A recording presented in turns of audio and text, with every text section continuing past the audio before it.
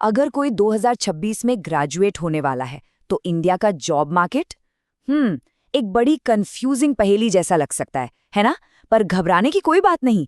आज हम इसी पहेली को सुलझाएंगे, एक एक टुकड़ा जोड़कर, और समझेंगे कि इसमें अपनी जगह बनानी कैसे है।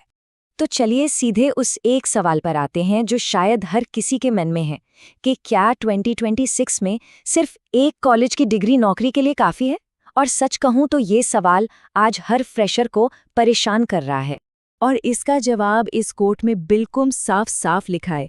देखिए, सीधी सी बात है, जॉब पाने के जो नियम थे ना, वो अब बदल चुके हैं। कंपनियां अब डिग्री से ज़्यादा इस बात में इंटरेस्टेड हैं कि किसी को असल में आता क्या है, मतलब उसके हाथ में हुनर क्या है। तो फिर आज की असलियत क्या है? देखिए, सच्चाई थोड़ी कड़वी लग सकती है। कैंपस ड्राइव्स पहले से कम हो गए हैं, कंपटीशन बहुत ज़्यादा है, और कंपनियां ऐसे लोगों को ढूंढ रही हैं जो पहले दिन से ही काम शुरू कर सकें, मतलब जिन्हें ट्रेनिंग देने में ज़्यादा वक्त ना लगे। तो जाहिर है, अगर इस भीड़ से अलग दिखना है तो कुछ तो अलग करना ही पड़ेगा। ठीक है, तो प्रॉब्लम तो समझ आ गई। अब आते हैं सॉल्यूशन पर। बात करते हैं उन स्किल्स की जो आज के दौर में कह सकते हैं सफलता की नई चाबी हैं।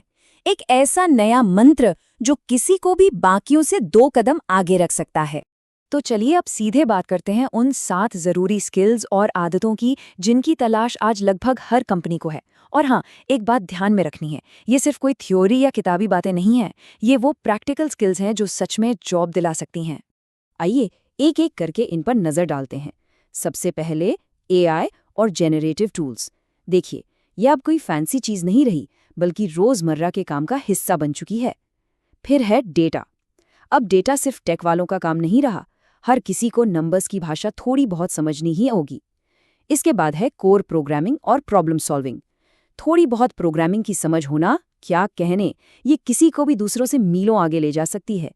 फिर है डिजिटल और कंटेंट की समझ। और हाँ, अपनी बात को अच्छे से रखना, मतलब क्लियर कम्युनिकेशन। वर्चुअल इंटरव्यू हो या ईमेल, ये बहुत ज़रूरी है। इसके साथ ही लॉजिकल प्रॉब्लम सॉल्विंग माइंडसेट, मतलब किसी भी मुश्किल को छोटे छोटे हिस्सों में तोड़कर सुलझाने की काबिलियत। और आखिर में शायद सबसे ज़रूरी, तेजी से सीखने और सिचुएशन के हिसाब से ढलने की आदत, क्योंकि आज जो स्किल काम की है ज़रूरी नहीं कि कल भी हो। अब बात करते हैं उन 3 आम गलतियों की जो अक्सर फ्रेशर्स करते हैं, और सच कहूं तो ये गलतियां हम सबने कभी न कभी की हैं, लेकिन इन्हें गलती की तरह नहीं बल्कि सीखने के एक मौके की तरह देखना चाहिए।